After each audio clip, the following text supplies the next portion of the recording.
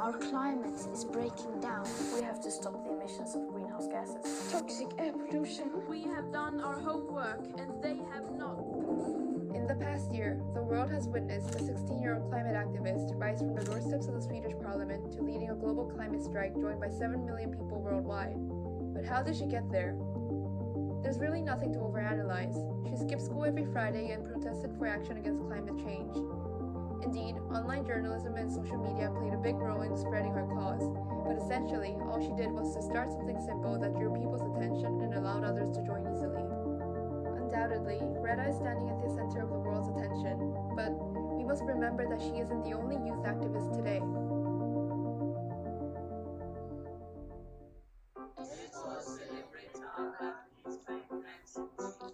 Priority utama di isu-isu anak muda sekarang ini telah menjadi. More and more young people are taking the lead in illuminating and resolving critical global issues like immigrants' rights, girls' education, gun violence, access to fundamental resources, LGBTQ youth representation, and war and poverty. The means in which they convey their messages have widened recently, thanks to the internet. Young people are not only marching and going on strikes, but also delivering their causes through creative ways such as singing, rapping, and dancing. Has youth activism always been this way? No, but it is certainly not a new phenomenon. While it is true that youth activism has become significantly more visible to the public in recent years, it has existed for centuries and across the world. So what did youth activism look like in the beginning, and how exactly did it change over time? What should we take away from its history, and what are our next steps as students?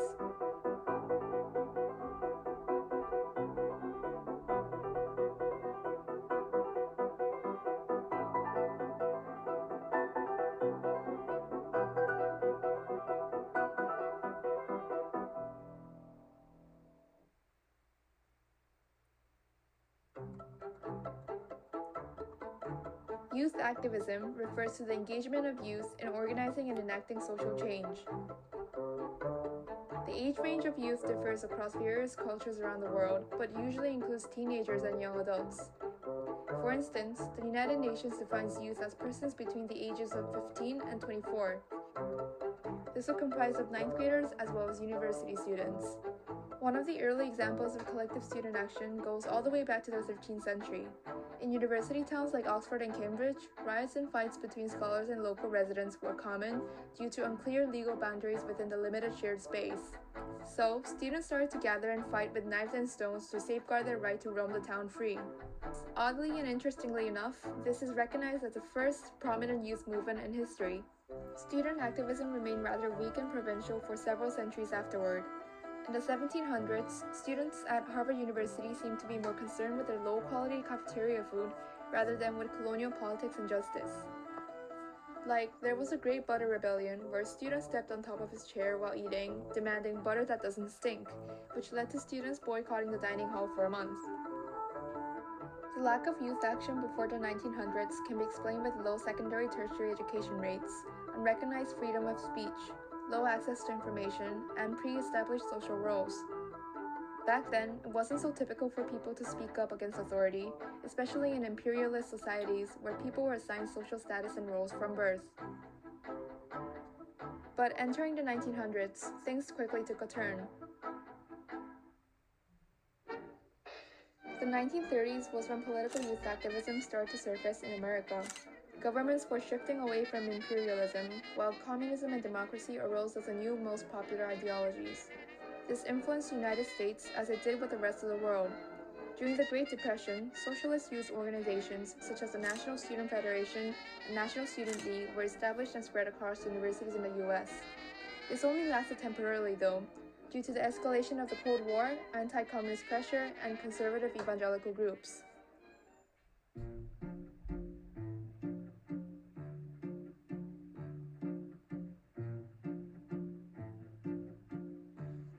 In the 1960s, the US experienced another turning point in the history of youth activism.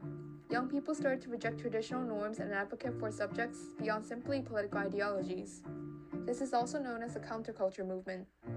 Some of the most notable progressive strides of the decade were the civil rights movement, free speech movement, gay liberation, environmentalism, feminism, and anti-war movement. Youth, as well as the general public, began to display dissatisfaction through more diverse means than just violence. In 1960, 4 African American students at a university in North Carolina sat at a whites-only lunch counter, inspiring others to lead peaceful protests. They've also learned that their actions were more effective when they interfered their schools.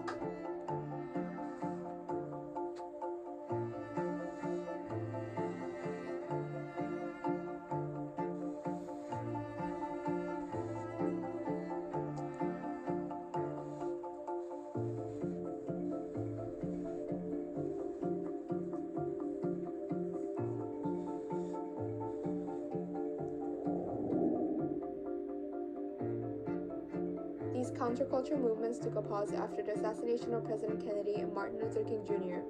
The weakened leadership scene and rising fears toward violent civil demonstrations resulted in the death of 3 student protesters in California in 1968. This set the environment for youth to find less confrontational means of protest, or simply step out of the political scene. After this, the United States continued to experience ups and downs in social resistance. Youth movements re-emerged in the 1980s as people spoke up against racial segregation and apartheid in South Africa. And again today, with hashtag Black Lives Matter, a movement started on social media in 2013 after the shooting death of an African American teen.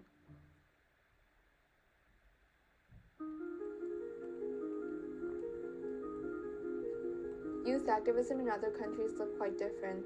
It was more focused on political than social-cultural issues. One reason for this is because the US kept itself away from the scenes of post-colonial transition in the 1900s.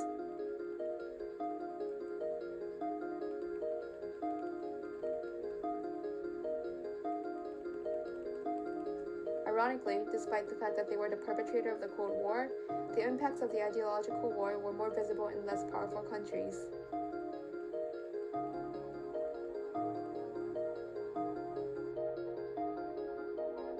Africa was completely different from the US. Its nations were less economically developed and under European colonial rule for centuries. Similar to the US though, student movements emerged with an increase in the education rate.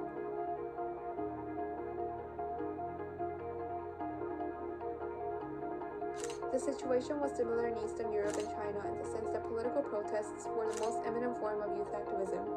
Until the late 1900s and even now, people were and are fighting for democracy. This may also explain why social culturally progressive movements like feminism hit the world a few decades later than the US. The year 1989 in particular was a year of big change for both Asia and Europe. With the fall of the Berlin Wall and the dissolution of the Iron Curtain, which divided Europe by ideologies, youth in communist nations began to demand democratic reforms and economic liberation. This included Hungary, East Germany, Bulgaria, Czechoslovakia, and Romania. Most nations were able to overthrow communist regimes through peaceful protests. The revolts didn't stop here. The series of revolutions also inspired Chinese youth to start the historic demonstrations in Beijing's Tiananmen Square in 1989. 1.2 million people, mostly made up of college students, occupied the public square and went on hunger strikes, at first to mourn the death of Hu Yaobang, the general secretary of the Communist Party who supported a more open political system. Later, this developed into a mass protest against the communist government across 4,000 Chinese cities. However, the State Council declared martial law, and the protests were terminated with 300,000 Chinese troops firing assault rifles and tanks at civilians. The noise of gunfire rose from all over the center of Peking. It was unremitting. The death toll is still unknown, with estimates ranging from hundreds to thousands. Although this movement ended in a failure, it showed the world the long-neglected voice and social potential of young people.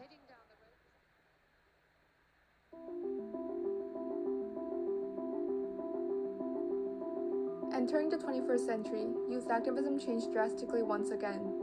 With rapid globalization and the stabilization of the United Nations, people started to think beyond their personal gains and involve themselves in more humanitarian activities. Environmental protection became one of the biggest subjects of activism for the first time, with more and more scientific evidence of global warming and pollution starting to appear. And most importantly, technological advancements and widespread access to the internet have allowed youth to inform themselves on global issues faster than ever. Further, social media platforms became the foothold for youth activists to start new movements. On the other hand, some critics point out that the use of social media hinders youth from instituting tangible and legal change, opens the possibility for the spread of misinformation, and prevents productive discussions between those voicing different opinions.